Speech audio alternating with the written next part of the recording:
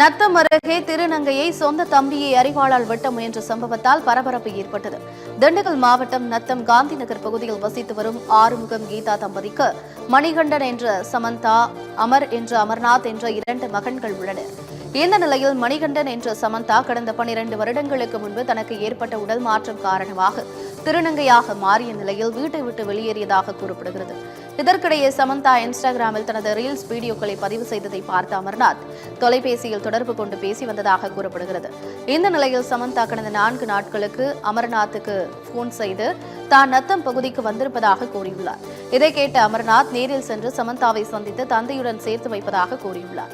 தம்பி அமர்நாத்தின் வார்த்தையை நம்பி சென்ற சமந்தாவை அமர்நாத் கத்தியால் வெட்டிவிட்டு அங்கிருந்து தப்பியோடியதாக கூறப்படுகிறது. சமந்தாவை சக திருநங்கைகள் மீட்டு திண்டுக்கல் அரசு மருத்துவக் கல்லூரி மருத்துவமனையில் சிகிச்சைக்காக சேர்த்தனர். இதுகுறித்து திண்டுக்கல் நத்தம் போலீசார் வழக்கு பதிவு செய்து விசாரணை மேற்கொண்டுள்ளனர்.